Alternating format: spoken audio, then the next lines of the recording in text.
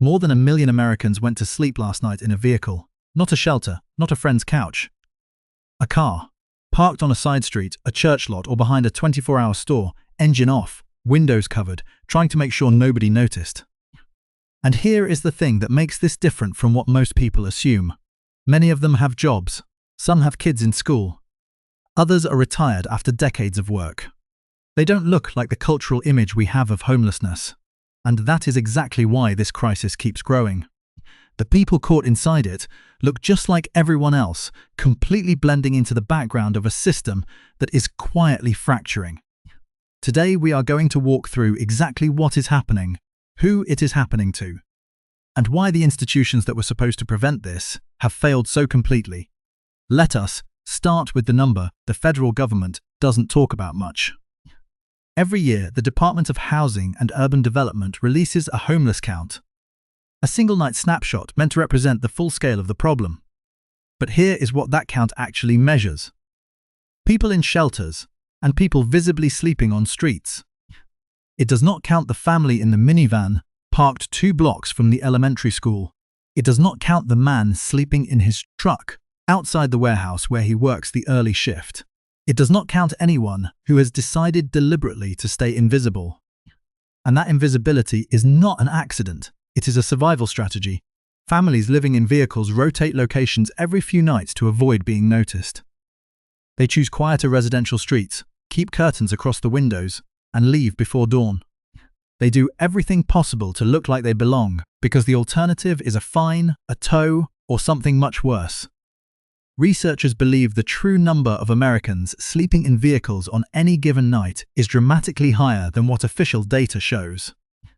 In California alone, vehicle dwellers make up close to 40% of the unsheltered population in certain areas. School districts across the country are reporting record numbers of students classified as homeless under federal law, and most of them are not in shelters. They are in cars with their parents. This is what the official count misses, and what it misses shapes every flawed policy decision that follows. Now, here is the part most people get wrong about this crisis. They assume it is about unemployment, about people who fell completely out of the economy. The data tells a very different story. One of the fastest growing groups living in vehicles is employed, full-time employed. These are people who wake up in a car, drive to work, put in 8 hours, and drive back to a parking lot to sleep. Researchers have a name for them: the working homeless. And the reason they exist is not hard to understand, even if the implications are deeply uncomfortable. Wage growth over the past decade has been modest, while rent prices in cities across the country have jumped 20 to 40% in just a few years. That gap between what workers earn and what landlords charge has become wide enough that having a full-time job no longer guarantees a place to live. Run the numbers yourself. Someone earning $15 an hour, 40 hours a week, brings home roughly $31,000 a year before taxes. A one-bedroom apartment in most American cities now costs $1,500 to $2,000 per month. That is $18,000 to $24,000 a year in rent alone, before groceries, before gas, before anything goes wrong. And landlords don't just look at absolute income. They require proof that a tenant earns 3 times the monthly rent.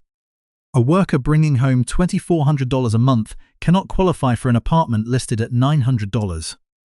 Not because they are bad with money, but because the math simply doesn't work. So they go to work and they sleep in their vehicle. Some park near the job site. Some pay for a gym membership, not to work out but to shower before their shift. Some have been doing this for months, some much longer. This is what it looks like when wages and housing costs drift so far apart that having a job no longer means having a home. But here is the part of this story that is hardest to sit with. It involves children. More than 1 million students in the United States are classified as homeless under federal law in a single school year. That number has been climbing for years. A significant portion of those kids are not in shelters. They are sleeping in vehicles with their families. Think about what that morning actually looks like. A 9-year-old wakes up in the back seat of a sedan. No kitchen, no bathroom. Her mom drives to the nearest gas station so she can brush her teeth and wash her face before school. Then she walks through those front doors trying to look like every other kid in the hallway. That night, She does her homework in the parking lot of a 24-hour store because that is where the Wi-Fi reaches. She can't sleep well because a car isn't built for sleeping. She is exhausted, she is anxious, and she is terrified that someone will find out because that is the thing she fears more than almost anything else. Research on childhood housing instability is clear. Chronic instability is tied to lower academic performance, long-term emotional health challenges, and life outcomes that can follow a child well into adulthood, long after the vehicle is gone. And yet, these parents park near the school specifically so their kids can keep attending. They are doing everything they can, holding things together from inside a parking lot. That determination is real, and it doesn't make the situation any less serious. If this is hitting close to home for you, literally or not, drop where you are from in the comments. I am genuinely curious which cities people are watching this from and where this invisible fleet is growing fastest. To understand how a vehicle became the fallback housing plan for over 1 million Americans, it is necessary to look at the intersection of municipal zoning law, federal subsidy cuts, and corporate real estate acquisition over the last 40 years. This crisis did not originate with the inflationary spikes of the 2020s. It is the structural result of a multi-decade contraction in low-cost housing stock, paired with a fundamental shift in how American municipalities regulate physical space. The geographical trap began in the post-war era with the widespread adoption of single-family exclusionary zoning. Today, in major metropolitan employment centers like Seattle, and Atlanta, between 70 and 80% of residential land is legally restricted to single-family detached homes. This legal framework makes it a regulatory violation to build duplexes, triplexes, or courtyard apartments, the precise multi-family configurations that historically absorbed lower-income workforces. By restricting the physical supply of housing while municipal populations expanded due to job growth, local governments guaranteed a structural deficit. When supply is legally capped and demand rises, prices escalate exponentially, pushing the lowest earners completely out of the brick-and-mortar market. Concurrently, the federal safety net for housing underwent a severe fiscal retrenchment. Beginning in the late 1970s and accelerating through the 1980s, federal funding for the Department of Housing and Urban Development, known as HUD, was cut by over 60%. Direct federal construction of public housing virtually ceased. Instead, the government transitioned to the Section 8 voucher program, a market-based system where the state pays a portion of a tenant's rent to a private landlord. The mechanical failure of this system is twofold. First, it was never funded as an entitlement program.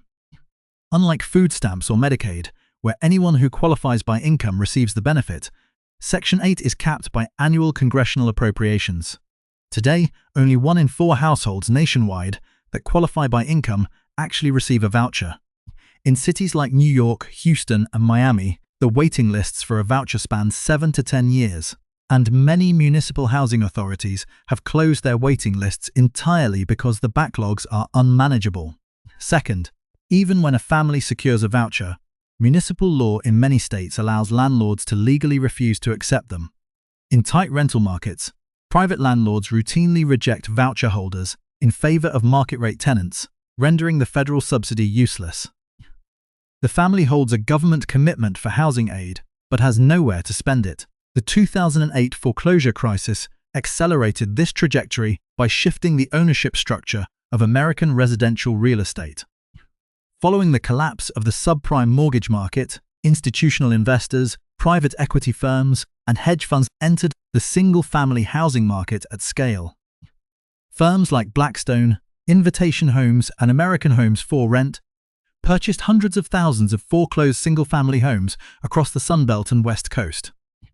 These properties, which had previously functioned as affordable entry-level ownership opportunities or low-cost local rentals, were converted into corporate-managed rental portfolios. Institutional ownership introduced institutional efficiency to rent collection and pricing. Corporate landlords implemented automated revenue management algorithms similar to those used by airlines to maximize rent yields per square foot. According to data compiled by the Eviction Lab at Princeton University, corporate landlords file for eviction at significantly higher rates than local, individual landlords. A local landlord might tolerate a tenant being 2 weeks late on rent if they have a 10-year history.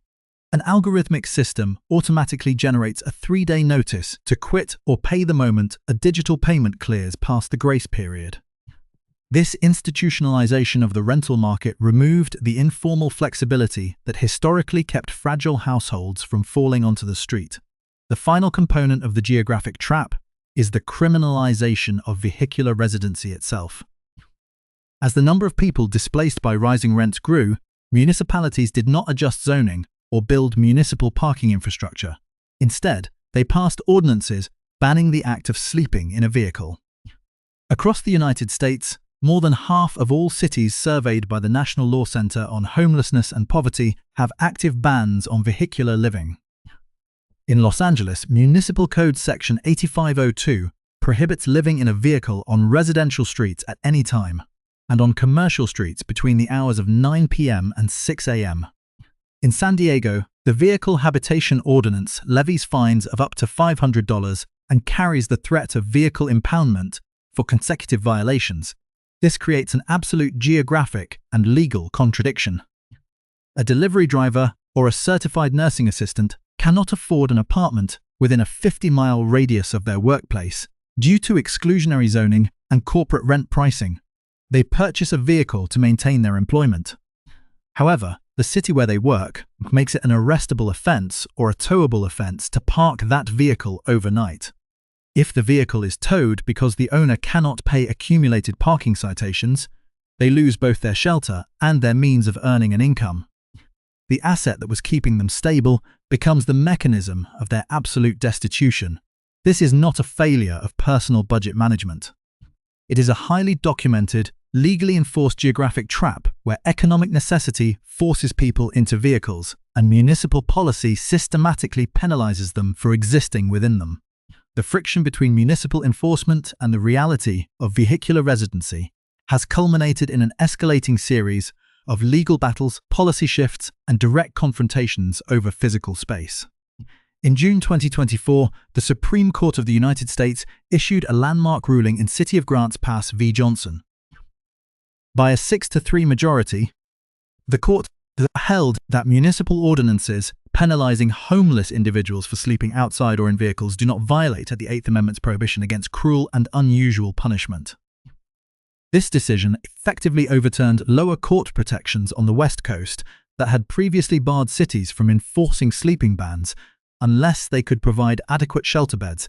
The immediate operational impact of the Grants Pass ruling was a nationwide surge in aggressive sweep policies and municipal vehicle crackdowns. In California, Governor Gavin Newsom issued an executive order directing state agencies to move urgently to clear encampments from state property, including highways and overpasses, while pressuring local governments to follow suit. Municipalities like San Francisco, Phoenix, and Denver immediately altered their law enforcement protocols.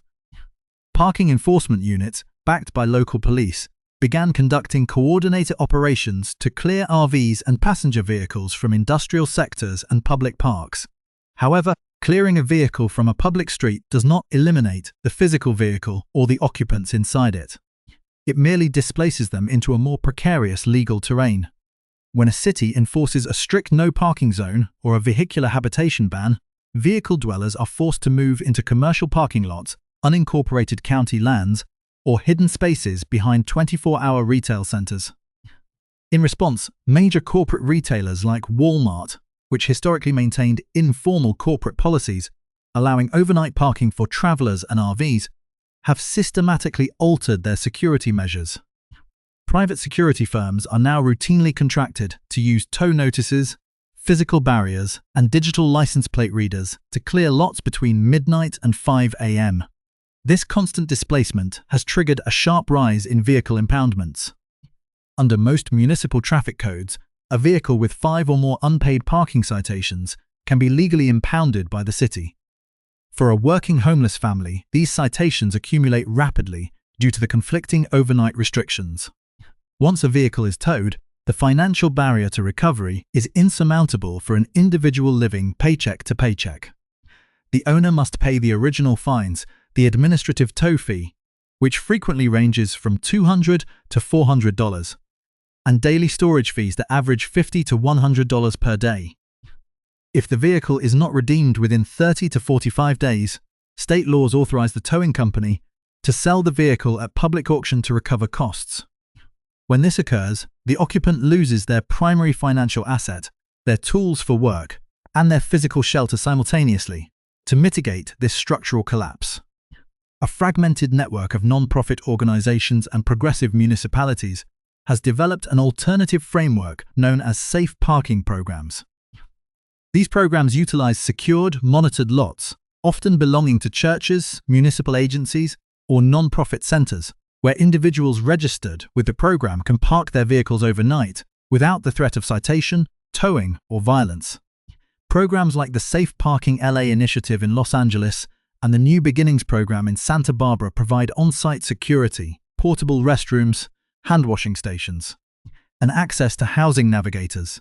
The logistical reality of these lots reveals the immense operational gap between the scale of the crisis and the available intervention. Safe parking lots operate under strict, rigid regulatory parameters.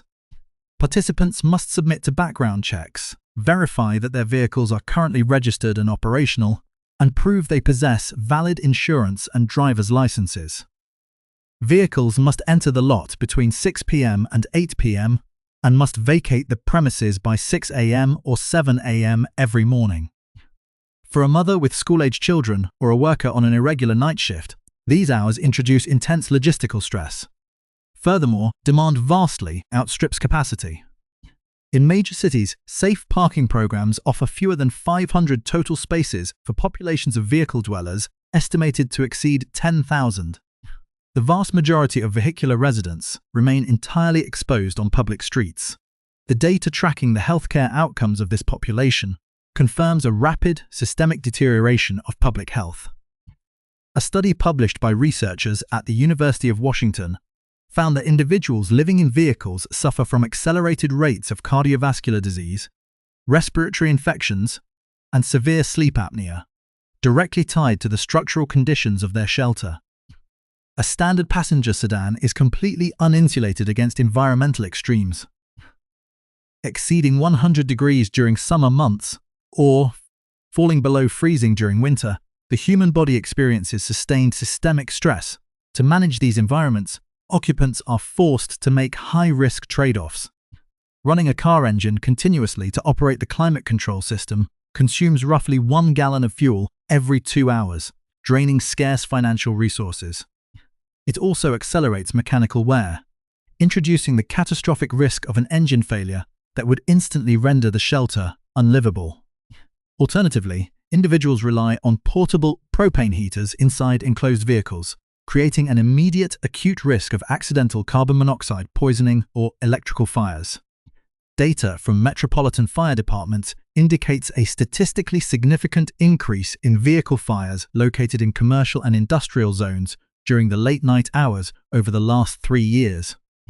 The internal space of a vehicle is a site of constant hazard, where the basic mechanics of biological survival conflict with physical and legal safety.